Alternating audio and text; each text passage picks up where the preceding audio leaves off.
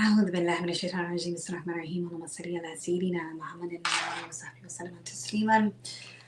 Assalamu alaikum wa rahmatullah. Okay, we are now officially live. And we should be rolling on to our platforms. We will be going live on Facebook and YouTube for tonight. Assalamu alaikum. This is your girl, the host of the Dope Muslim Woman, Sabria Mills. I'm humbled and happy to be your host for tonight.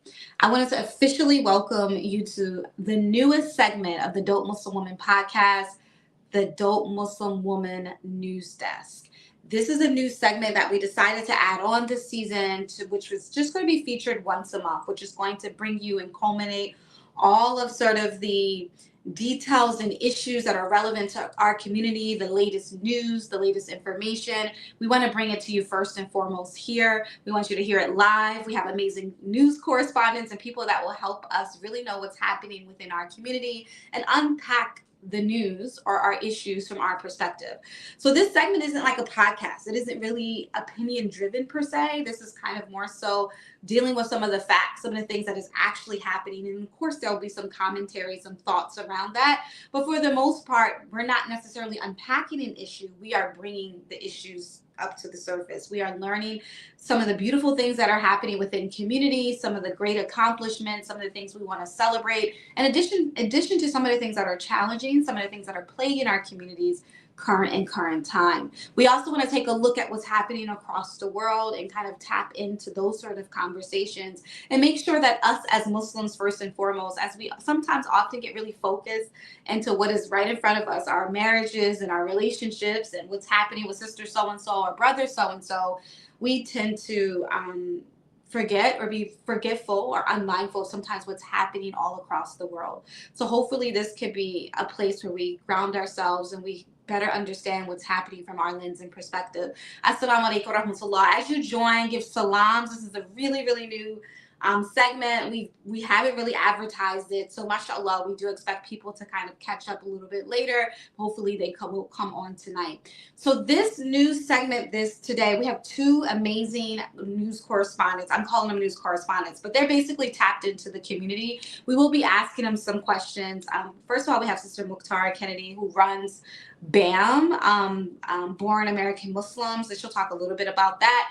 But mashallah, some of the things that she does, and one of the things that she's responsible for is really kind of holding our national community almost like in the palm of her hands, as well as like the organization. I know that she has a team that she works with, but she deals with all the current events. She's the one that, when there's something happening, the way I know what's happening in New Jersey or in Florida and California is from a lot of the work that BAM puts out. They put out the events, they let you know what's happening. So she's going to talk a little bit about what's currently happening in the community. What are some of the trends? What are some of the things that we're up to, inshallah ta'ala. And then we also have Brother Bilal Hassan. He is also really tapped in. He has a podcast himself, and I'm going to have him plug it when he comes on. But he's also going to unpack some things for us here today. So today, this is mainly what's happening. We're going to really just have these conversations and be interactive. Please feel free to be a part of this conversation. Please feel free to comment, inshallah. And as you join, Assalamu alaikum. How are you guys? Alhamdulillah. I hope everybody's doing incredibly well. Welcome to the news desk, you guys. Welcome to the news desk.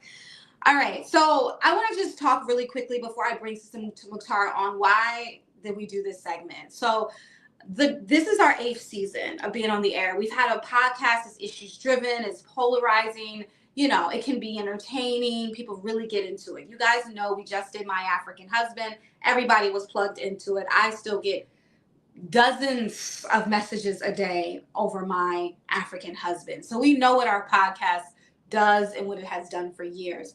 We also incorporated my coaching corner. And as you guys know, I also do work as a behavioral therapist. I work as a behavioral coach. And so we've incorporated a segment where we will tap into issues that are relevant to like our journey, healing, things like that. We'll talk about our relationships.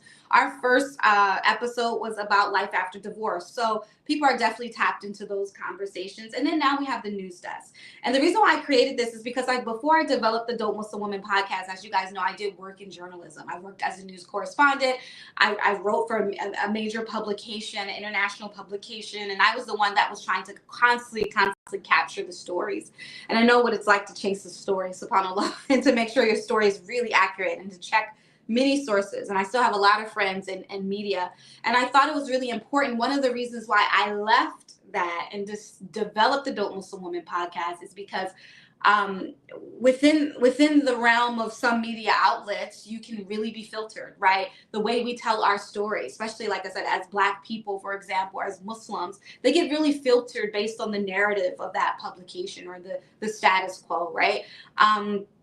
And I really realized that a lot of our stories, especially as a Black Muslim woman, like the story that I needed to tell, the story that was from my perspective, that they were asking me to capture those stories, they were being filtered out. They were being watered down. They were being narrowed into a particular perspective. And so that's why I decided to leave that, and to develop the Dope Muslim Woman podcast. And if you guys remember, our first episodes, we covered the Jamil Al-Amin case, right? We did a deep dive into that. We covered Ahmaud Arbery. We covered Breonna Taylor. We went into the stories. We found the right people. We captured these stories. We retold them on the Dope Muslim Woman from our perspective. Those stories are still on our platform. So that's very important to the integrity of our platform. We always maintain journalistic integrity. We always do research around our topics. We always make sure that we fact check stuff. We don't just pick a topic randomly and just talk about it. Like, we just really don't do that. So the news desk gives an opportunity to have some objective conversations. And I think that's really important for the platform. So inshallah, we'll see how this goes. Assalamu alaikum. Hey y'all, what's up? All right. So I'm going to get ready to bring my girl up, Mukhtar, okay, mashallah. And we'll talk a little bit. She'll be on here very briefly, but I hope that we can really get a better perspective. So now we're just going to talk a little bit about our community and what's happening within the realm of within the Muslim scope and what's happening across the country in the Muslim community. And hopefully we can better understand what's going on, what's been happening, what we're doing. If you guys are really tapped into community right now, things are beginning to shift and look different. We're really coming outside of the throes of COVID.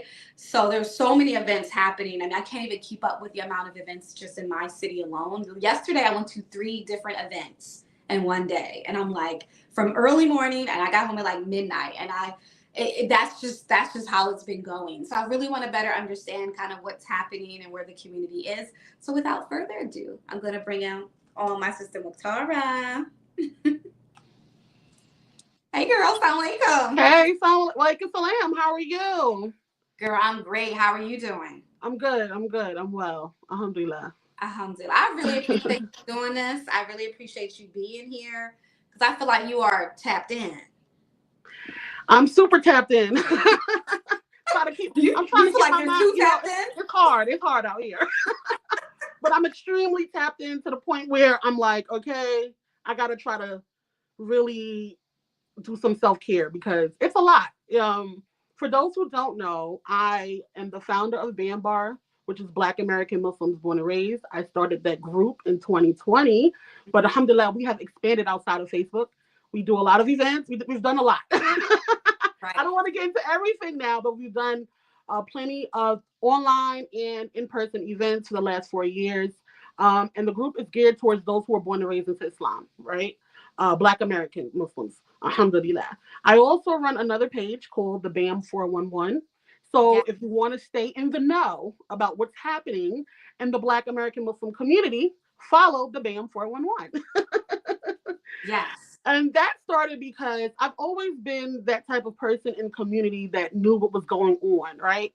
And I get a whole bunch of flyers every day. And I told myself, why keep these flyers to myself? I got to share it, right? Like with my community. Right. So I was like, let me create this page, put the flyers there. So inshallah, our community can benefit, right? Because it's important that we support each other, that we know what's going on, right? And so that's how the BAM 411 came about. Awesome. I really appreciate you saying that because that, like I said, that's how I stay tapped in. Most of what I know is happening is from the BAM 411. So definitely you guys follow that page. Is that like a full-time job though? Girl, I need to check. I need to check. It is a full-time job. When I'm at work, I'm working, and when I'm off of my regular day job, I'm working. I know. And you be on it with posters. So I think I want to better understand from you because obviously you get the flyers, you get to repost them, you filter them. What is really, I guess, what's really popping off right now? What's really happening in the community? What are we into? Where are we going? What are we doing? Like, how would you? It depends on the season. Okay. I think right now everybody is like in pre-Ramadan mode right now. So there's a lot of pre-Ramadan planning, lectures, right? Self-care things going on. Um, Black History Month is coming up, so there's a lot of programs gearing towards that. There's a lot of spiritual wellness. Yes. A lot of people have came back from Umrah recently. So a lot of us we've been moving, trying to get our souls together, mashallah. So there's been a lot of things going on. Marriage is always an ongoing thing in our community. Yeah. But are we marrying? Are there a lot of weddings popping off? I don't see a lot of the weddings. weddings are happening, but they're low key, I would say. Okay. So the days of these big weddings are of yesteryear. And I tell people most of the time in our community now, you would find out somebody's status through their stories on Facebook. Alhamdulillah, you do have people that would post it and announce it. They might post a picture of their spouse or not, right? You might get a little profile picture. You might get his hand. Might get his hand. Side of his head. But this, I feel like the invitations have become less. Not like how it used to be, for sure. It has changed.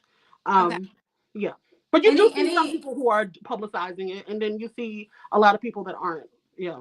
Okay. Any thoughts on why that trend has shifted, or have you had any conversations as far as the blacks? Well, I'm gonna keep it real. This is just so I am. Go ahead, girl. We have a thing where we don't want people in our business. Yeah. And I think that's a big thing amongst us. A lot of, the talking that goes on. And also, if it doesn't last, right, that's another thing. I think that's the big thing. If it doesn't last, and so you can be in and out now. I mean, if nobody knows, you can get in and out if you need to. In and out. It's like those who know. Okay. And if you don't know, then you don't know. Okay. Yeah. So how is the community doing overall when it comes to, I guess I want to focus on like the sisters program. So I often see that on BAM 411. There's a lot of different women focused programs. Yes. How would you say that we are doing as a community with that? And what cities are really popping off with like really cultivating sisterhood? There's still a lot of virtual programs that are happening with sisters. So there's a lot of influencers that are offering like online programming. Aisha Prime just have one. She has one. There's another sister called Chantel. Okay. She has an organization called Honored Woman. She has like a program geared towards Ramadan, preparing for Ramadan. How we can tap in spiritually when we're on our menses. So there's a lot of virtual programs. What's her name? Mubaraka Ibrahim. She has some content on her page about fasting. So follow her. She's a good resource. Yakutullah Ibrahim from Atlanta. She is the nutrition prescription. And Bambar will be partnering with her too to do a program. But she is another resource online in terms of just getting ready for Ramadan, right? And wellness. So yeah. Okay. So a lot of online programs. Yes, and there's some in-person stuff going on too. There's a lot of what did I see? A lot of pop-up shops that are happening. Okay. A lot of pop-up shops, a lot of sisters dinners, galas that are happening. There are a lot of paint and sips happening. Very cute stuff, right? Nice. Yep. I wanted to talk about the wellness thing because there are some things that are happening. So there's a sister in Brooklyn called Nisa. She opened up the Muslim Century. So it's like the spot where you can go out, go there and work out. So she offers classes for sisters and all that type of stuff. And I'm from Brooklyn and we need that type of stuff. We don't have that space. So alhamdulillah, she had opened up her center at the beginning of the year, and she's having a sip and paint too. In Philadelphia, there's always sip and paints. Go to the BAM 411. They love a sip and paint. Yes. Okay. Philly does a lot of sip and paint. Yes. And do these sip and paints? I'm sorry. I just want to ask. Do these sip and paints? Do they usually have like a theme, or is that just like a sisters get together? Or sometimes there is a theme, and sometimes there isn't. So it depends. Okay. It depends, yeah. But you're constantly seeing sisters coming together, in terms of just doing leisure stuff or wellness, right? Mental health is a really big thing too now. Zainab Abdurrahim, she just had a sisters program here in Brooklyn, support group, right? So that's pretty big amongst us as well. Wellness programs. They're also having one in the DMV area, the AFIA project. They're having a wellness. They're having yoga, mental health, hijama, all of that. And where are they located again? Prince George, so the DMV area in Maryland. In Maryland. That is next month, yeah, inshallah. No, actually this weekend, actually. Okay. Sorry. But I wanted to ask you, well, first let me ask you this before I ask that question. What about the men? Are the men, I don't really see, unless I'm tripping, I don't often see like a lot of programs for men, or are we brothers getting together? I see it, but it's scarce. It's not common. I see it. What are they doing? They might come together like after Fajr and do something, right? Like stuff like that. I just seen a program where brothers did archery in Maryland. But it's not as how the sisters would do it. It really isn't. It's a whole nother level. Okay. Okay. I'm going to ask Bilal a little bit more about this. Bilal's our second news correspondent, so I'm going to ask him a little bit about that. What cities do you notice that are really like, that you notice that, okay, they're always popping off? Is Detroit up there on the list or what?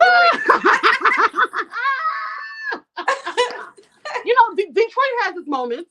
It has its moments. Yes. It's very active. Atlanta is very active. Atlanta's active. Okay. Yes. Philly is. Atlanta.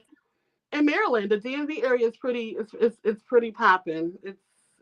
So all East Coast, a little bit of Midwest. What about the West Coast? The West Coast, LA has been doing things as well. You have Isla LA in Atlanta. In LA. I'm sorry. Isla LA. I'm sorry. You have Masjid Bilal. You have Masjid Ataqwa in San Diego. And there's another Masjid Ataqwa in LA too. That's the one that burned down. Yes, but there's another Masjid Ataqwa too in I think San Diego or something. But yeah. So there's events happening over there too. Have you gotten any information in regards to the Muslims that have been impacted by the LA fires? Has anything come on your radar regarding that? The only thing I've been seeing is really the launch good that's been circulating. A lot of that has been floating around, down my timeline. And also Isla LA stepped up and actually offered some of their housing, like they have housing. So they're offering it to some of the community members. Alhamdulillah. So that was beautiful. I love to see that. Yeah. So they've been getting support. People have been giving money. Alhamdulillah. Okay. So that's good. That's really good. Alhamdulillah. Yes. Okay. I really appreciate that. I wanted to ask you. Yes. What patterns? Okay. I know you got your eyes on it, and also you keep it real. Yes. What do you think as a community that the areas that we're doing really well in? It sounds like women's programs, things like that. What areas are we doing really well in, and what could we do better in, as far as just like outreach, programming, just things for our community? What do we do really well, just as far as the patterns you're seeing, what comes across your desk, and what we need to get better in? We're doing good with having classes. There's a lot of classes that are happening in a lot of different places. That's a good thing. People are definitely having events, leisure events, like fun things. I think that I would like to see some type of single events geared like in our community. Sometimes you see a lot of that in the other communities, the foreigner communities, but not too many in the Black American Muslim communities anymore. I haven't seen any of that. And when I did, I felt like it was geared towards like the older population, nothing that attracted the youth, right? So I would definitely like to see that. Definitely, we need more mental health program things for us. I would love to see more things for our youth, fun things for them to tap into.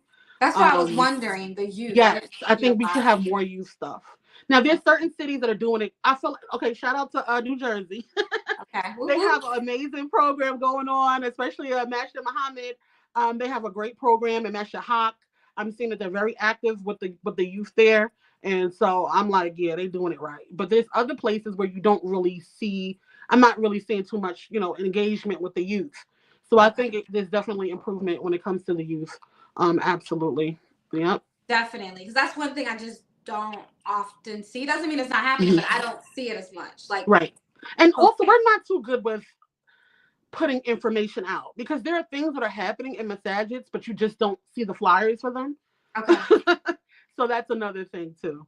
How we communicate and getting the information out there. Yes. Okay, great. Yes. Yes.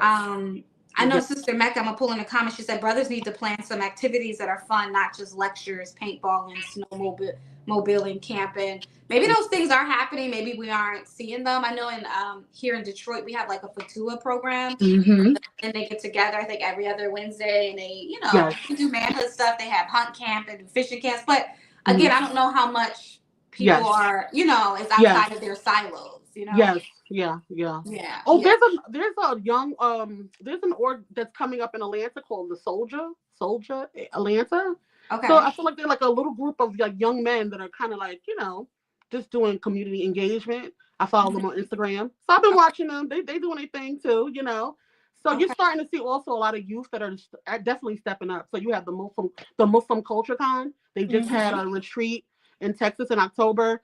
You have Good Deeds that are coming. It's a group that's coming out of New Jersey, and then you have, soldiers. I just mentioned that. So you are seeing pockets of the youth that are creating their own spaces, which I love to see.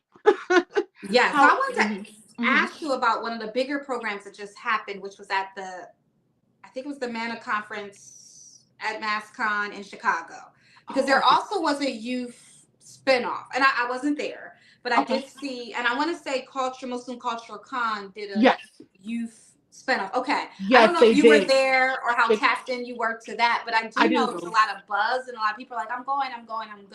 Yes. What was the draw with, or I'm asking, I don't know if you know, but what was the draw with that type of program? The speakers or just what was the? I think that when that flyer came out and people saw the speakers on the flyers, they got excited, especially in those spaces, right? Yeah. In those spaces, like, the ICMA conference, like they had a whole lineup for just Black Muslims. On the flip side, I've heard through the streets, some people didn't like the fact that we had our separate program and that we weren't on the main stage, if you get what I'm saying, right? Like we weren't the main attraction on the main stage. It was, alhamdulillah, we had a Black Muslim program, a part of the ICNA, but separate, right? But just specifically for us. But some people also expressed that they wish that it was on the mainstream ICNA platform. Interesting. I did hear reviews about that as well. And if anyone don't know what we're talking about, MANA collaborated. MANA is I don't know what the acronym Muslim Alliance of North America. Yes, I used to go to the conferences back in the day. You went? Okay, me too. I went. Yes, back in the day. And yes, in Philly. Yes. And they collaborated, I believe, with ICNA. Is it ICNACon or ISNACon? ICNA Mascon.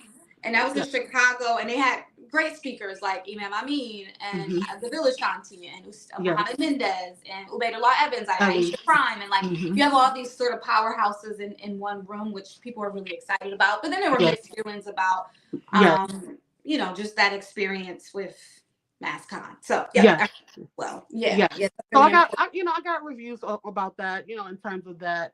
I didn't get to speak to people that actually went though. So I would like to get their feedback from that. But from the outside looking in, that was the perspective of wanting to see more BAMs like actually on the stage, the main stage, speaking to everyone and not just a sidebar conference within the conference. Got you.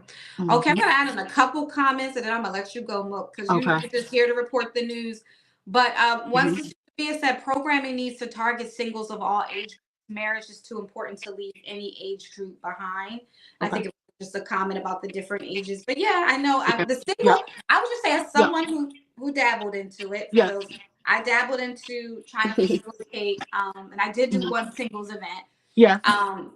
It's an incredible science. As someone who tried to do it, it's an incredible science, especially if you're trying to do it well. when you're trying to stay within the parameters of what is halal, there's a lot of nuance with that. Absolutely. And so it's not as easy, but that doesn't mean that we don't want people to take on that baton and really get on track.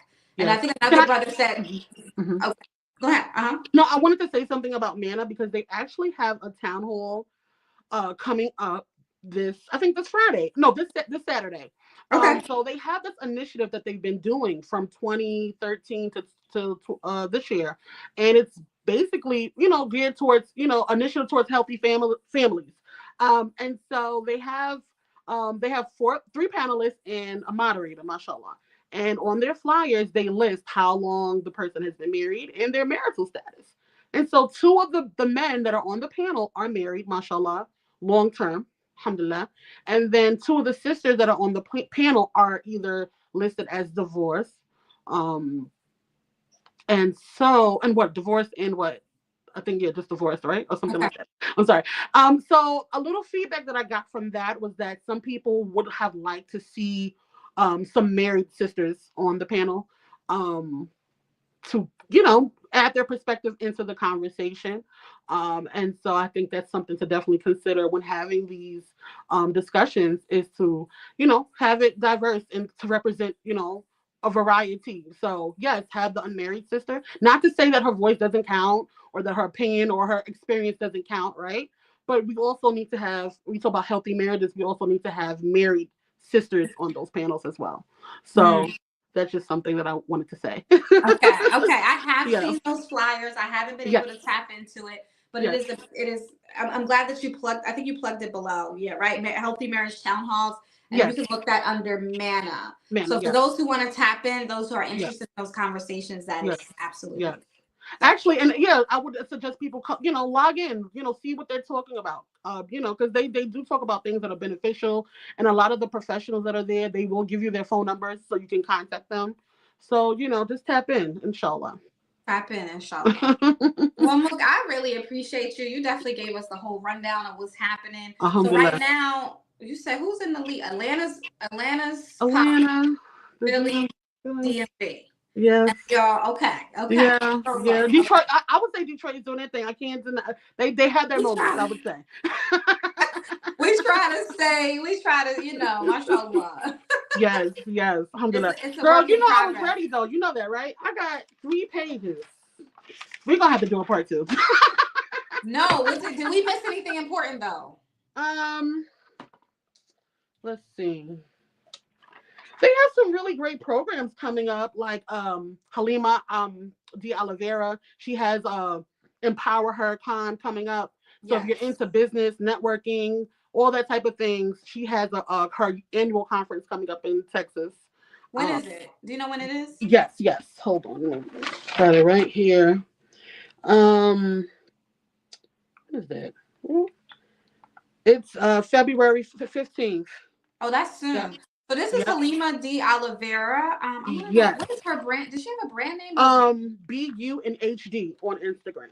BU and HD? In HD, yeah. Okay, yes. And on Instagram, she's been on the Dope Muslim Woman podcast. I think season 3 she was on here talking about Not Without My Hijab. But she has done these great conferences. I know people personally that have went to her conferences and they really, really benefited. Yes. So it is something, if you're really into business, networking, that's woman empowerment, that's the spot. That's the spot. Also, Girls Gone Hajj. I'm sorry. No, please. So if you want to tap into everything Umrah, Hajj, get you prepared, right? They have a program that gets you right for your journey to Umrah and Hajj. For us, by us, right? And I think we should support them. They do amazing work. Yes, Girls Gone Hajj. Please follow them. They're on IG. Also, some friends of the platform. I love them. They do great work, and they make it so relevant to us. Like they really break it down. It's not like go to Umrah and Hajj because it's they make it fun and exciting and very real. Very much. Brother, somebody said the Baltimore Sisters Conference. That's coming. Yes, that's coming up. Yes, in May, I think, or April. I think it was in May. Yep. Mm-hmm. Yes. Let's talk about Black History Month. They have the Resilience Con coming up, so they have about 18 speakers in Texas. for Black History Month. Imams, students of knowledge, all that. What is it called again? It's called Resilience Con. It's going to be in Stafford, Texas, from the Islamic Society of Greater Houston. Also, Camp Khalil is sponsoring it as well. And they have about 18 Black African American, and men and women, students of knowledge and imams that are going to be there for that weekend in February 14th, 15th, 16th. So if y'all follow the BAM 411, you're going to see it all. You're going to see it all, you guys. Yes. So we definitely are doing some things this year, inshallah. So follow the BAM 411. She does an incredible job. Yes. And I also want to say I appreciate you for always plugging the Dope Muslim Woman out here so people know what's going on with the platform. No problem. Got you. May Allah bless you. All right, look, it's been fun, girl. All right, it's been real. All right, see you later. All right. Wa alaikum salam wa rahmatullah. All right, you guys. So you got to hear that. That was definitely a nice breakdown of just what's happening community-wise and what's we want to maybe consider tapping into. But also, I really want to have just a collective conversation. What I really love about what Mukhtar does and what the BAM 411 does is that they really are about just everybody supporting the community. And it really is about, it's not about competition. It's really about us knowing what's happening and us getting involved one way or another. I know I've been inspired by some events I've seen in Cali and I've seen in Texas. And I'm like, wow, mashallah, Detroit needs this. Atlanta needs this, right? And I'll maybe pitch a similar idea. And that's what it's really all about. So I really appreciate what she does. All right, you guys. So I have my next news correspondent is a brother. He's going to tap us in a little bit into that world. He's also very tapped into BAM as well. But without further ado, I'm going to bring on Brother Bilal Hassan. Assalamu alaikum. Wa alaikum assalam. How are you, brother? Alhamdulillah, and well. How about yourself, sister? It's so good, alhamdulillah. I'm so glad that you're able to make it on, especially the last minute. But mashallah, I really appreciate you coming through for the Dope Muslim Woman. Alhamdulillah. Pleasure to be here. All right, so let's talk about a little bit about what you do. I know you've been running the New Freedom Exchange. How many years have you been running the platform? Wow. Since, man, I don't know if Mujahideen is listening, but it's been a while, since 2018, 2019. It was around COVID. When we linked up with Mujahideen, Imam Mujahideen Muhammad, Sister Marsha Nivens Muhammad, and we've been running ever since. And we have branched off into establishing a network where we stream other Muslim shows or content like a TV guide. Partner with Study Al-Islam, Sister Fitra Muhammad out of DC, and re-airing her programming. Tonight we have every Sunday the Claire Muhammad School, The Power of Educating Your Own. So every Sunday night at 7 p.m. they're on here talking about Claire Muhammad School education and what it means to educate your own. So we have branched off to not just our show, but hosting and producing other shows as well. Awesome. Oh, mashallah. That's amazing. And the New Freedom Exchange, tell me, what was the idea with that when you launched it? The idea was to highlight African-American Muslims, individual organizations who are doing the work in the community. We wanted to establish a place where they can come and express themselves, that they can come and talk about their events, talk about their initiatives, talk about what their organization is doing, and put that out there to the people, because that our stories in that way wasn't being told either. Right. So essentially we wanted to cover the individuals and organizations that normally wouldn't get coverage. Yes, absolutely. MashaAllah. Okay. Well, thank you so much, Brother Bilal. I appreciate everything that you do. And like I said, you were in the game before me. So I remember, MashaAllah, seeing you. You did such incredible work, MashaAllah. All right, brother. So I guess I want to just start at this place. I know you've worked a lot with Mook and with BAM. You work with BAM. And, you're kind of plugged in that regard. But I really want to kind of get an idea, just like you said, just kind of what's happening. You mentioned organizations and that you amplified organizations. Yes. What are some organizations maybe that some of us don't pay attention to that maybe we should tap into? Like what's happening in the community that maybe we should focus our attention to, we should support, we should know about? Is there anything that comes to mind? Definitely some of the, my work with Muslim Culture Con, I know there's a lot of people who know about it, but I think a lot more people need to know about it. Can you tell us about what it is? Yes, there's a group of young adult Muslims who have come together to establish a space upon which we bring our peer group together. And we do monthly check-ins. We just did our retreat in October, which was very successful in Dallas, Texas. And really wanting to, the goal is to really plug us into the community more. A lot of our peers are not plugged into the community. A lot of them know that these resources don't exist. So Muslim Culture Con establishes space for young adults to be young adults, but also to prepare them for leadership and to prepare for that transition, because a lot of our organizations and institutions are aging and we need more of us in those spaces. So Muslim Culture Con is like that space where you come be a young adult, but also to prepare yourself for strategically plugging into these different institutions and organizations that exist. That's a really awesome initiative. But I'm curious, does that organization have the support of the elder generations, or those that are actually going to be the ones passing the baton?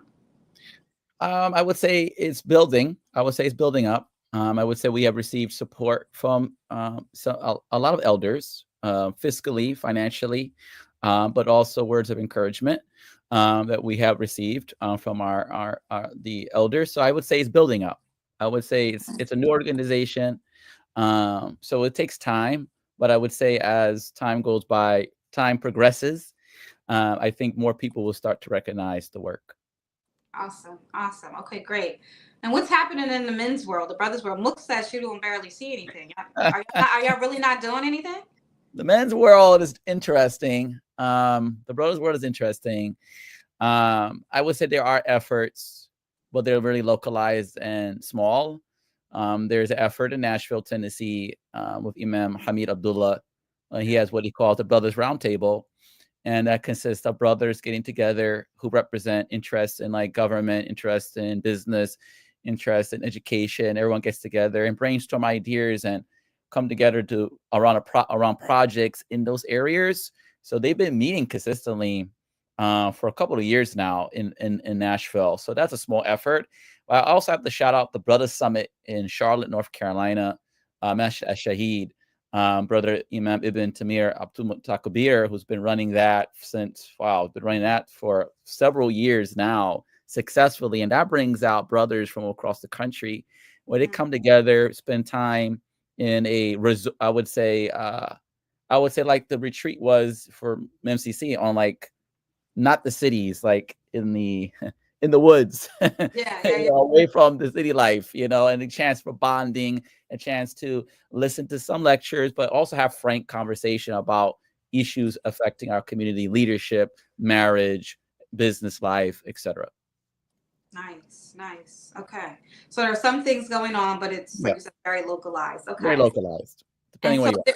So there was a mention that came up that like the singles events or like people getting married, that's pretty stagnant. Like this is like a season of stagnation. Would you agree with that? What have you seen in regards to helping people get married? I would say I've seen and heard marriages happen. Like Mukhtar said, it's kind of like depending on if people announce it or not publicly on social media, because that's how we get our information now. We consume everything on social media. So if people don't share it, if you're not attached to a message, you don't know. You don't know. You may not know. So I would say it's stagnant for, I would say, my peer group more so, the young adults. I can't really speak for the elder generation, the pioneers who have already been married, or trying to get remarried or whatever have you. I think for my generation is a little slow in that regard. What theories do you have about that? Culturally, I think we've been influenced a lot by the culture. Our expectations from both men and women have been informed not more so by Islam, by the Quran and the authentic way of the Prophet Salam. I think these podcasts, not this one, I know. not this one, but these other guys and girls. No, I know. It's crazy. It's creative. It's crazy. No, so you're right. I think that is really is prevalent, and because it's prevalent, is rolling off on us and rubbing off on us. It's rubbing off on us, and people say they're not ready. Like sisters said they're not ready for marriage. Like brothers say we're not ready for marriage. So it's like, when is you ready? I mean, like you're never going to be fully ready for something like this. But it's like, oh, I'll wait till I'm 35 or 40. Then it's like, it's tough because the market changes between a woman and a man between 35 and 40. It looks different, you know? So it's like, you know, I've come across some young ladies in my experience, you know, especially those who are just finished undergrad, who may be entering their career, trying to get into their career. They're like, I'm not ready for marriage yet. I want my education. I want a job. And nobody said you can't have none of that, you know, and be married, you know. So I think it's our priorities too, and how we look at the topic of marriage, and dowry too. Dowry is another typical. Okay. It's a crazy topic. Okay, I got you. Okay, I hear what you're saying. And that's really it's really interesting because I think when I was being raised, I'm not that old, but when I was young coming up, I just remember the pressure of the elders and the parents. And that was just like there was such an emphasis on that. And I think that has shifted as well. Whereas now parents are more so concerned about the children's individual stability and like, are you going to finish your degree and do you have a good job? And which I'm not saying these things aren't important, but it is definitely a shift. Yes. It's a shift, and that's a really powerful point. So thank you. That's definitely an issue within our community. And again, we, as you guys mentioned, since you're a bit plugged in, it's also not an issue that's being adequately addressed. Like you're not seeing from the issues within your, like you say, your age group, you're not seeing initiatives or things established to help with this issue. So for me, I'm in actually this is like a soft plug, developing an app for marriage, for singles. So a marriage app? Yes, but they're very different kind of marriage app. It's not like thank you. Okay, good. Exists. So it's in the works. It'll be coming out soon. Got it with a couple of brothers who went in with me on this endeavor to really like try to plug people in differently into resources that will help them prepare for marriage. So it's going to be a little bit different than what's on the market right now.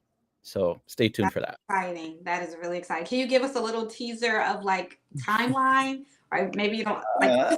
No, a general. 2025, 2026. Oh, it's this year. It's coming out this year. Inshallah. It's coming out this year, inshallah. Yes. Inshallah. Yes. Okay. That's a really, really great plug. Thank you so much for that. Really appreciate that. I didn't get to ask Mukhtar this, and this happened just so quickly with the whole TikTok ban, and then did you hear any response to that? I know when my timeline was like blowing up when I got on the page, and I know a lot of, because I'm tapped into like a lot of Muslim entrepreneurs, they were really kind of panicking, figure out what to go. Even some of the individuals that I think Mukhtar mentioned, like our friends at Girls Going Hajj, I think that's their name.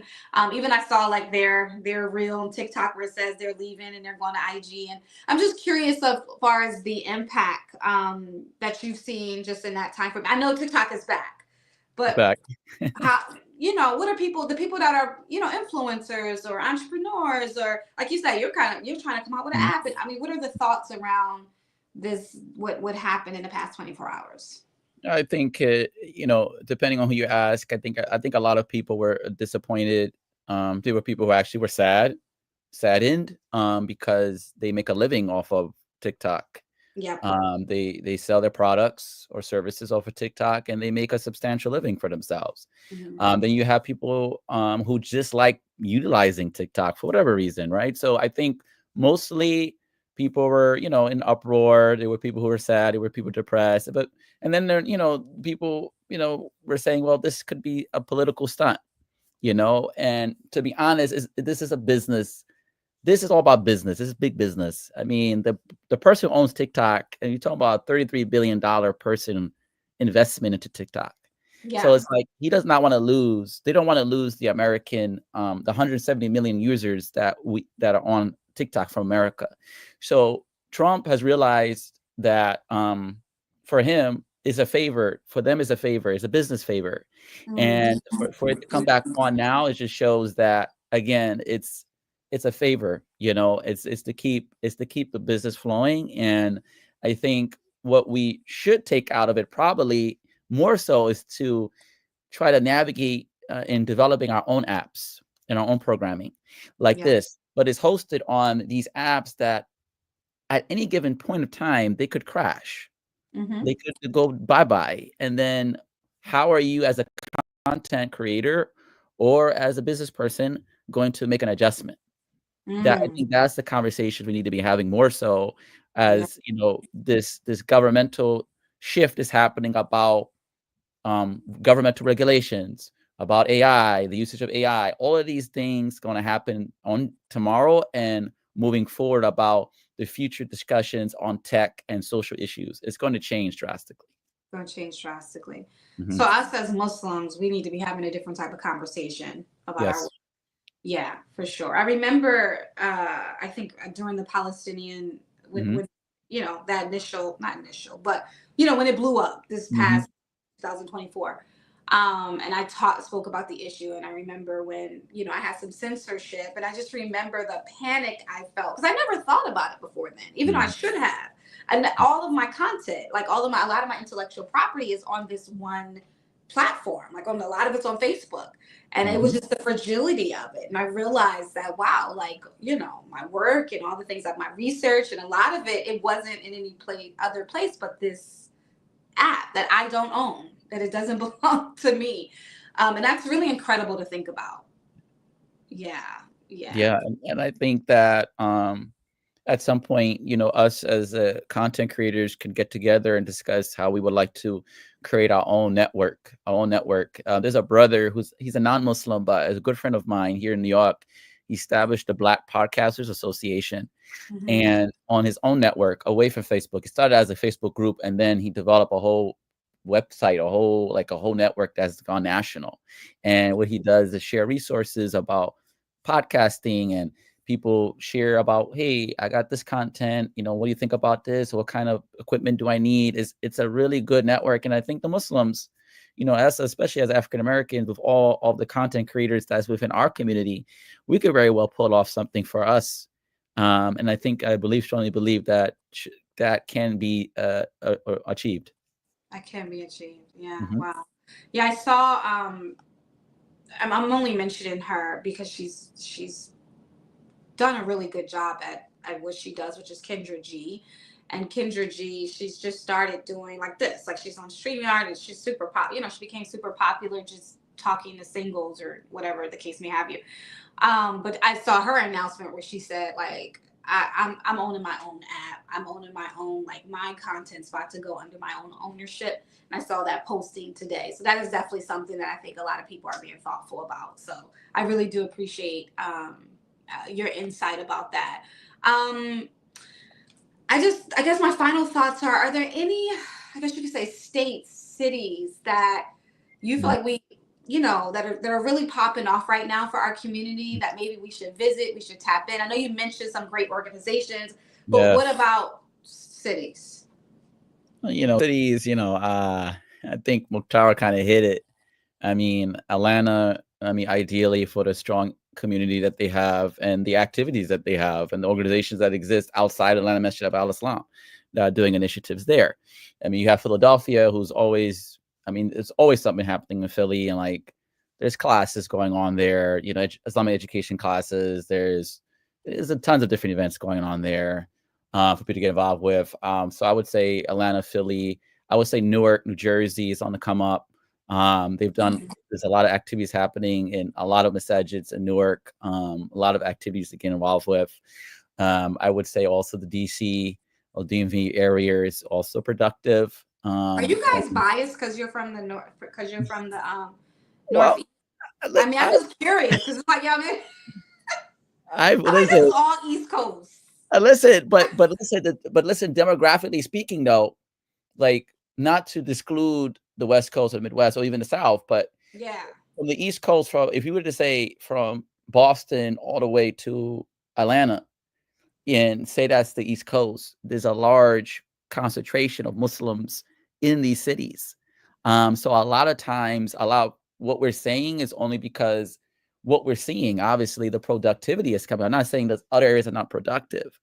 In my limited travels through some of these cities, you know, I've seen the productivity. I see what's working, what doesn't work, but I also see that there's opportunity in these places. So the Mid-Atlantic region, for instance, North Carolina is very productive and is home to a lot of Muslims and a lot of masajids that are being built from the ground up right now as we speak. Yeah. I think, Well, Chicago is popping, I feel like. Chicago. Detroit, I feel like we're on the come up. I do. I feel like the Midwest, you know. Detroit is cool. Chicago is cool. You can cool. see the bias coming in. It was all love, but I think I think the most important thing is people, the platforms that exist that can help people understand where these events are happening is very important. So like the Band 401, New Freedom Exchange, this show here, is good to know what's going on.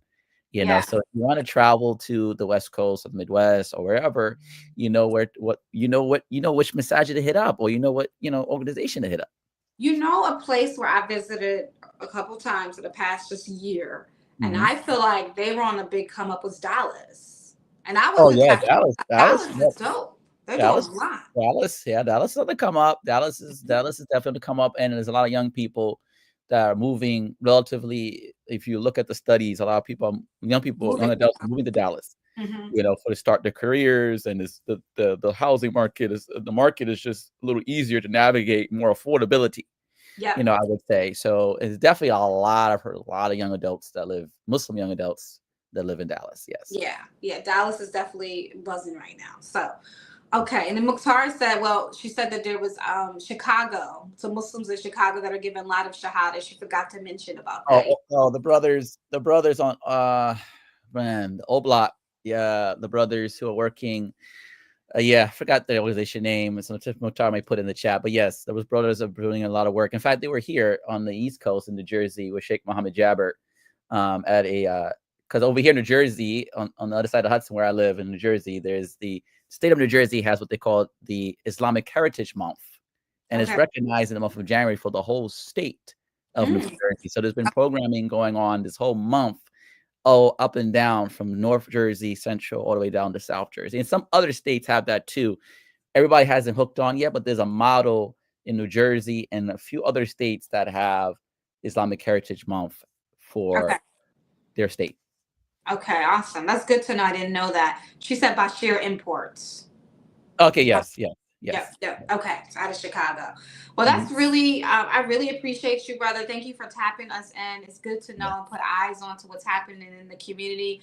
I hope, mashallah, and I think I heard Mook say that there's a lot of classes happening. I do hope that we are now officially moving from, not to say that there's anything wrong with virtual learning.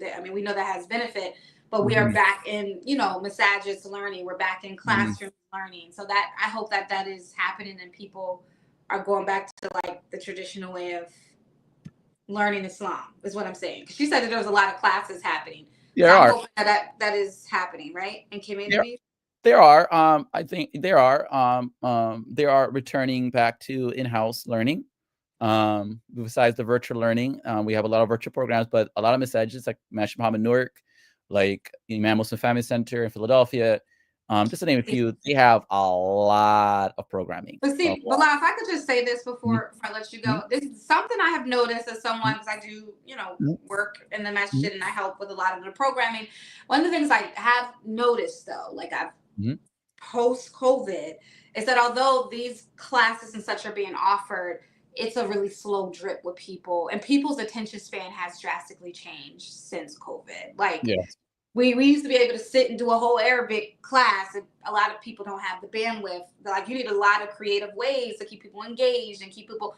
So I do think there's a struggle there from what I've seen from my observation. I think there's a struggle, even though they're being offered, of people actually committing to a course of study in person. Yeah, I think too, that is an issue. And again, I think, like you said, COVID has affected our socialization skills greatly in adults and in children, greatly. And then also the second point, and my last point is this conversation around the appreciation for beneficial Islamic knowledge.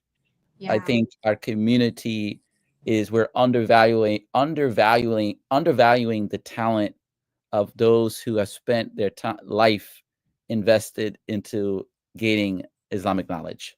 Yeah. You know, so by not showing up, by not participating, by not, you know, doing those simple things to, you know, do as an attendee to get the knowledge, you know, is I heard is some frustration coming from some folks who are leading these classes because you know, people are not showing up, and it's also not rubbing off in application. They're not applying it, and we're seeing the conditions still be the same things, and we're talking about the same issues all the time. We talk about the same issues without a lot of movement, right? Yes. Thank you for that. I really appreciate that, because that just provides a more realistic lens on kind of what's happening in that regard. And I do pray that we take it more serious. And it's not just, I'm just going to go to a class or two. It's like, no, I'm going to commit to, like, you know, like we used to do. We used to commit to study. So inshallah.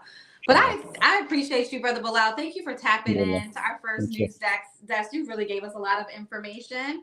So I appreciate you, and I can't wait to see you again on the Dope Muslim Woman podcast, or me see myself on the New Freedom Exchange. Yes, inshallah. Inshallah. Thank you, Sister, for your time. Appreciate it. Thank you so much. Assalamu alaikum. Wa alaikum assalam wa rahmatullahi wa barakatuh. Okay, alhamdulillah. So that was really, really impactful, mashallah, that we got a lot of information, just a lot of information as to like what's happening in the community, where the areas of concern are, what we are doing really well. It does sound like there's so many great initiatives happening. Mukhtar is still plugging in a lot of things that are happening. She mentioned a sisters group called Shahada Sessions that are geared towards new Muslimas. I think that's happening in halaqas in the DMV. So there's a lot happening within the community, and we are trying to plug in and address the issues that are relevant to us, and we're very thankful for that. I think Brother Bilal mentioned a really powerful point, and we just ended in that culminating point as it relates to like, okay, mashallah, like we're social, we're getting our social, we're having fun, we're doing a lot of these things, but like how well are we doing when it comes to the more disciplined aspects of ourselves, like far as studying the deen and being really committed to study and things like that. I think that is a really good conversation to really kind of explore, mashallah. So I do appreciate this. I appreciate the conversation. I appreciate you guys tapping in. I do want to just kind of mention, mashallah, that while we're very reflective of like our current issues and what we're doing and what's kind of happening right in front of our faces, we do know that there are things that are happening all over the world. SubhanAllah, that some things we know about, some things we don't know about. I will just say, yesterday I had the honor and privilege. I was invited to speak at a Paint for Sudan event, and it and although it was like a paint and sip event, but it was about bringing awareness and bringing your consciousness to the plight of the people in Sudan and what's happening there. And I have to be very honest, before I was invited to really speak, although yes, every time we make dua, we mention Sudan, we mention, we know that. And I knew some like preliminary things, but a lot of that information is just not getting to us. It's not really amplified. It's not really, you don't see it really on your screens. We kind of, sometimes we dismiss what's happening in Africa as, oh, it's a civil war. It's something that's happening as a conflict between two groups of people. But when you really go into the historical context of that, it's often, it didn't start with the people. The people of that land lived in peace for centuries, right? And there's often an outside influence that comes and disrupts and causes disruptions and creates a conflict. And then therefore you're ended up in civil war, you're ended up in civil unrest. And then of course, being that Sudan is like a plethora, and Africa is just, a continent that's filled with all kinds of minerals and all kinds of resources, whether it's gold or diamonds, etc. So it's always like, the Europeans and such, people who colonize, et cetera, the imperialistic societies always have their eyes on Africa. And often when you go deeper into these conflicts and in these issues, you'll see that someone's funding a particular side, someone's providing the weapons to a particular side. But just to really amplify, and I hate to kind of get heavy for a moment, but just to amplify, there are, it is absolutely civil unrest happening in the regions. There are some changes that have happened, but there's a lot of brutal killings. Some of the targeted states in Al Jazeera state is in the southeast, right? And it's just basically they're trying to gain control of the capital of Khartoum. And so there's a conflict between the Sudanese armed forces and the Rapid Support Forces, the RSV, and they've been in, I guess you can say, in conflict or civil unrest since April 2023. I have an issue with reporting these stories as they're reported in the news because, like I said, when you delve deeper, and I had the privilege of talking to people from the Sudanese region, people who have family members that are impacted, and the story just goes a lot deeper than what meets the eye. But there's, as far as on the side of, like, just the women, just hearing the stories, there's, a lot of cases of brutal rapes and gang rapes and things like that, and people that are displaced out of their homes, and a lot of just murder and violence and children without their parents. And so there's a lot of things for us to continue to make dua for and be aware of. And I think it's really important that we have these conversations, that we're not just talking about, the fact that, our issues that are right in front of our eyes, but for us to have the compassion and the care to really want to do something, to really take some of this painful awareness, these things that are difficult. I know when I was looking at all the images of what was happening in Palestine and watching the babies suffer and the parents bury their children, it got to a point where it was just so much, like I just couldn't bear it. Like I couldn't constantly watch it. It was so heavy, subhanallah.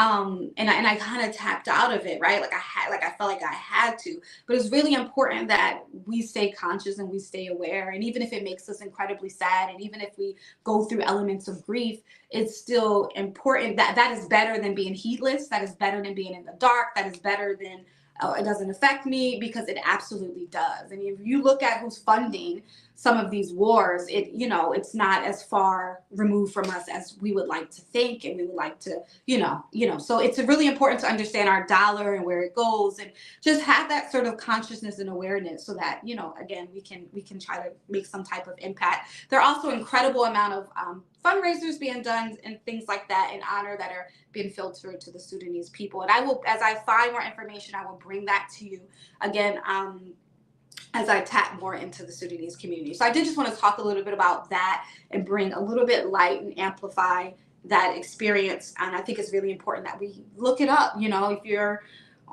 back on your TikTok or whatever, all you have to do is put Sudan in your search, and things will come up, or your Instagram, or Google it. And again, we filter out the information that we get. We're always going to get a piece of it. It's always going to have some filtering. I've worked, like I said, in journalism. That stuff gets really filtered. So just know there's more than what meets the eye, but still having awareness of what's happening is really important, subhanAllah. So I also wanted to just make very quick mention of Gaza, right? SubhanAllah, we covered the genocide initially when everything began to really come across our screens. We know this is something that has been going on for decades, and the illegal and unjustified takeover of the Palestinian lands that have been going on for a very long time. And really, where you really look at the history, where there were a group of displaced people, whether they were Jews or Zionists, or group of displaced individuals, and the Palestinians opened their arms and welcomed some of them in, and their lands were hijacked and taken. And so I don't want to get too political here. I'm just going to report a couple facts, but I just want to say that in July 2024, one of the top courts of the United Nations, I think most of us know this, International Court of Justice, they did officially state that Israel's continued presence in the occupied Palestinian territories is considered illegal. It did advise, and again, we had Najee on here, so you can go back to that podcast to get more information about where does the United Nations really play a part and how much control they really do have.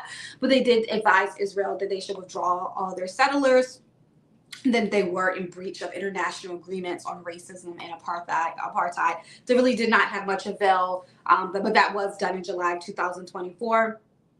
And then there was supposedly this past Sunday a truce from Israel, and that's kind of what's late. That's kind of what's happening as of late, where there is a truce. Now, I am not going to report much on this because I am waiting for some of my correspondents who I trust that work in media, who I have not been able to really get a solid story from. So I'm not a person that's going to go on the major news outlets to give information to my community, right? Because I know that you can do that for yourself, and then that also is not the real story. So I do have a lot of friends in media who I consult, and inshallah, once our next news desk, I will update you as to something that is really, really clear as it relates to what's happening. But just in general, we all know that there's talks of a truce as far as what that really looks like and what's happening, along those best there. But we're going to continue to follow that story. We're going to continue to talk about it. We're going to continue to bring awareness to it. So that's basically some of the stuff that I wanted to just amplify internationally, what's happening around the world. And we do hope and pray that we continue to be very thoughtful about all of these things that are happening across the world. There's one local issue I wanted to talk about as we end this conversation. And it's a really big story as it relates to, and it's actually local to me and maybe national for some of you, but it is the story of, and I just want to make sure I'm getting, my notes right here. This is a story that happened here locally and in the Detroit area, and it's with Javia Harris. I know I'm probably butchering her name. Just give me 1 second here. I have notes everywhere. So this is the story of the 13-year-old young lady who lived in the Detroit area. It's a very, very hard story, but it is one in which that's all over the media. And mashallah, the judge is someone who's in community, but that kind of has went all over, and it kind of caught the attention of national news, and it's definitely something that's very difficult. And it's something that really opens up the conversation around like how we raise our children, who we have around our children. This is like, mashallah, this is something that's really heavy. So she's a 13-year-old girl that was sexually assaulted, and the accused has been, which was the boyfriend of the aunt that was, who's in the residence. He was the boyfriend of the aunt and apparently had a sexual relationship with the 13-year-old girl. She then became pregnant and just through extracting text messages saw that there was he was the last one to see her. He picked her up. She was not seen alive. She was definitely presumed dead. And then there's a murder trial. And so as that story unraveled and was unpacked, there was a lot of things that came out about like what were her living conditions, what was the state of the family, who was caretaking her, etc. And so that story is pretty heavy. It's on the hearts and minds of a lot of individuals. Like I said, whether you're in Detroit or in other places, because it makes us think about our children, right? It makes us be really reflective about what's really happening. And also, like, one of the things I was thoughtful about is sometimes, and this is something that the story I really tried to capture in the Dope Muslim Woman that I think we need to continue to talk about, but it really is where people are really entering into relationships and they're entering in a relationship from a place of like extremely low self-esteem, low self-worth, and they're finding themselves scammed. They're finding themselves with people who are not who they say they are, people who end up scamming them out of all things, but people are so desperate for love, so desperate for relationships, they end up falling for all kinds of things. And it also makes you think of the things that people are settling for. And because again, like one of the things that this young man did, the accused did, was he found himself in relationships with women, right? Or he would get in relationships with women who were in close proximity to young girls. And he had done this repeatedly. It was a pattern. And he was able to like convince and woo this kind of vulnerable woman, whereas he could gain direct access to the younger girls that were in that person's care and that person's vicinity, like just a complete predator. And so, yeah, so this is one of the things I did want to bring up here.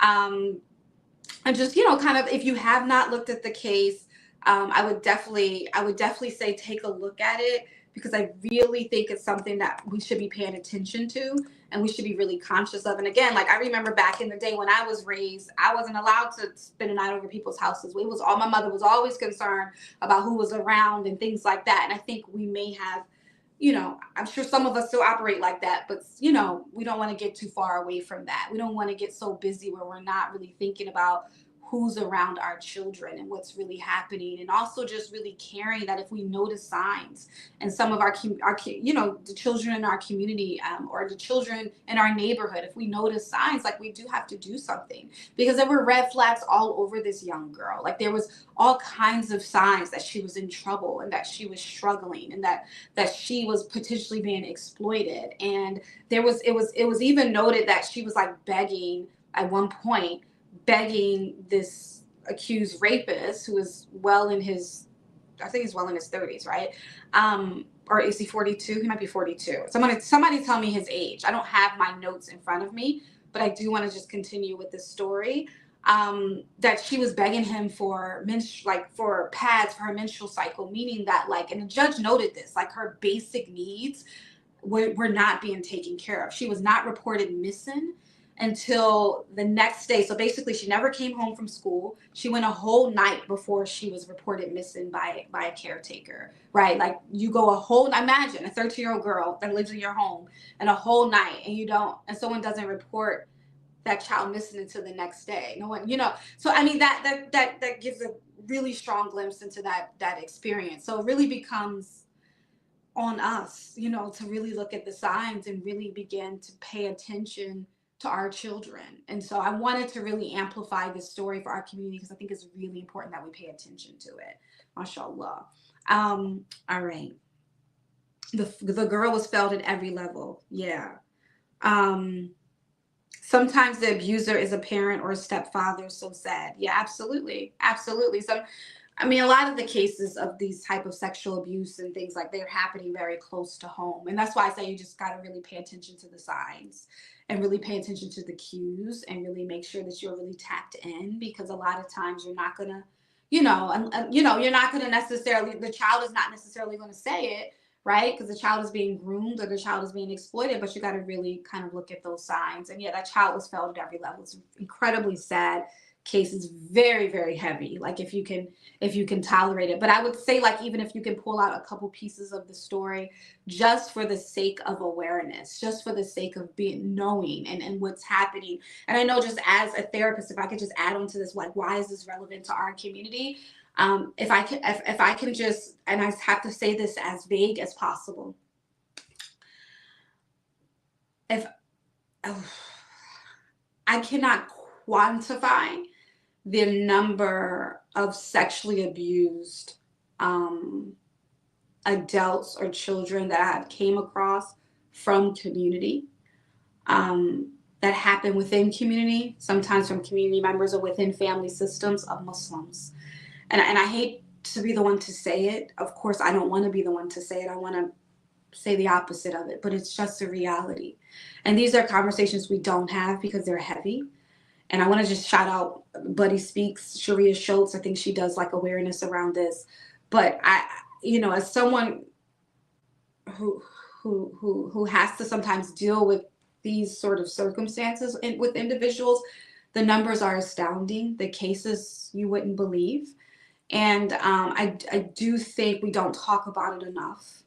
If we don't normalize these discussions, if they're still taboo, if they're still secretive, or, oh my gosh, it's too, I just can't think about it. I can't think about it. If we're constantly avoiding about it, imagine how many children are in harm's way because of our avoidance, because of our unwillingness to take it out of the taboo box and really address and deal with it. And when these stories come across our screen, they are important to come to our consciousness, because then we become responsible. Well, what are now we going to do within our own community, within our own family systems as it relates to this? Because one of the things that really has showed that it has improved the or decrease the amount of, like, sexual assaults against children, things like that. It's just awareness. When people become more aware, and when people talk about it more, and when people are like, okay, these are the signs, and these are the clues, and these are the red flags. Once those things begin to happen, and people, and then you begin normalizing these conversations, perpetrators do think twice. People who exploit children, they do think twice. I mean, usually people are looking for vulnerable situations where there is a broken family, there is dysfunction. People aren't having conversations within their families. There isn't safe spaces. There isn't authenticity. You can't express. You can't emote. These are the situations that are the most vulnerable. These are the situations that become the most exploitative. And that's why I'm very sensitive about our Muslim spaces when they become super performative and super ultra religious, where we become a bunch of weirdos and we're not allowed to actually be human or express the reality of what's happening within our own lives. We have to show this perfection. I'm Muslim, alhamdulillah, Allahu Akbar, and I'm dhikring all the time and I'm always making dua, and that's how you know I'm good to go. No, how many cases have we seen where that's not at that, though, you know, that it often looks, you know, or it's opposite from what people are presenting themselves to be. Don't really, I want us to be challenged in the status quo in those type of spaces. Really, because I'm like, the vulnerable are at risk, right? When we create, and we know the stats, when you create the ultra, you know, we're super conservative, and I'm not speaking against this, right? I'm not speaking against the benefit of being conservative, but when you see these spaces within our communities, I become concerned when I don't see people in community that can freely express and freely speak up and speak about an injustice or say this is like, when I don't see that happening within a communal construct, I become very concerned. I become concerned about the vulnerable, the ones who don't have the voice, the young children and things, because in those communities, if everybody's whispering and no one's being real, how can someone, if something's happening, how would they know? Where would be the space provided for it? Provide these spaces within your communities where they can be safe spaces, safe havens created for our children and for ourselves. And so that's my whole little plug and my whole little thing I wanted to mention, inshallah ta'ala. I'm going to take a couple of comments and then we're going to end, inshallah. Someone mentioned the Wisem Sharif case has just occurred. Okay, it looks like I'm sorry, I'm just trying to make sure my charger's not about to die. Yep, I see the problem. 1 second, guys. Sorry. All right, we're good to go. Okay, the Wisem Sharif, I'm going to put this on the screen. So the Wisem Sharif case has just occurred. The topic is very relevant. Yes, I did speak on this. I have a live about it. It might have been, you know, several weeks ago, but I have a live about this topic. The Village Auntie did a great job unpacking this topic. Habiba Kande did a great job unpacking the topic. I would say he's still unpacking the topic in a sense. He's also going to come on the coaching corner to talk about this. But yes, we did have a case in the community where there was a sexual abuse case involving a child and involving a spiritual leader. And then we began to have more conversations around spiritual abuse and how spirituality, Islam, and things like that could be used as a tool for grooming. So yes, but we will be talking a little bit more about that in the coaching corner. A horrible, vicious cycle. Turns out the man was molested as a child by adult women at the age of 13. He fathered a child with an adult woman. Monique, are you speaking about the case in Detroit, the young lady that was, I think it's Zaya Harris? Am I saying her name right? Somebody let me know. Are we talking about that case? Or are we talking about Wisem Sharif? Just help me understand. These guys usually look for neglected children and low self-esteem. So true. Absolutely. Absolutely. I really appreciate that perspective. Don't forget the female predators. Absolutely. This is, you know, that goes without saying. And in the case of Wisem Sharif, unfortunately, there was a woman involved that was equally responsible, that did facilitate the exploitation in the abuse of a young child, right? And in the case of Josiah Harris, and I'm sorry if I'm not saying her name properly, she you know, also there was a failure, a lack of care that was noted by the judge on the case from the women in her lives, right? And so yes, she became vulnerable and susceptible as a result of this. Alhamdulillah. Challenging the status quo is so important. We have to be able to call these abusers out. It is really important. I know it's a slippery slope, right? Because when I often come on here and talk about spiritual abuse, I get feedback from other community members, even community leaders, where they're like concerned about, you know, sort of the balance in these perspectives. Because I also see people going really far with it, right? But at the same time, there's too much that has happened and there's too much that is happening for us to be like, shh. You know, we're all Muslims. Remember, this doesn't affect us. And I think that hasn't served us really well. And again, I care about those that we are responsible for, which is our children, right? I care about that more than the embarrassment that we might feel by having these conversations, even if we do have to hold them publicly. And we need to have them more from the minbar. Like, we need to have them. We want to hear our leaders discuss it and unpack it more, right? And we know that, it's a dicey and sensitive situation, but the reality is that that's the only way that we'll be able to combat these issues if, again, we take it out of the taboo box. So again, I don't want to, kind of take this too far. This is the news desk. This turned into a whole little thing. I got passionate about it, but I do appreciate you guys tapping into the first conversation. Shout out to Mukhtar. Shout out to Bilal for really tapping us in locally. I hope that you tap into internationally what's happening. Please keep your eyes on it. MashaAllah, like, we really need to keep our eyes on these situations of what's happening around the world, as well as what's happening outside the realm of our community, but it's still happening within our communal constructs, right? Things that are happening locally. Like I said, we had the big TikTok ban. That's a whole political thing that Bilal mentioned that, you want to pay attention to, because as we're like inside of these sort of platforms, even right now, and I'm on a platform, right, that I don't own. I don't own the rights to this. Someone else does. StreamYard does.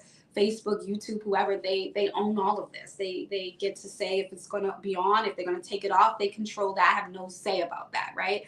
So the reality is that these things we want to be thoughtful about, inshallah, as well. So I appreciate you guys. I hope that I can connect with you guys really, really soon, inshallah, on the next news desk. Just a quick update. We'll be having the coaching corner, inshallah, coming to you. We will be on next Monday with Habib Akande, and we're going to be talking about beyond the misyar marriage. So this is beyond the secret marriage type of situation. And we're going to be talking a little bit about how to heal some of these wounds and even some of the things that gets us in these situations that we shouldn't be in, right? How do we kind of move on from that? How do we heal from that? How do we avoid these sort of things? And we're going to be talking about it from a very religious perspective as well as a behavioral analytical perspective. So stay tuned to that, because that's going to be a big one. I love you guys radically. Inshallah, until next time. Assalamu alaikum wa rahmatullah.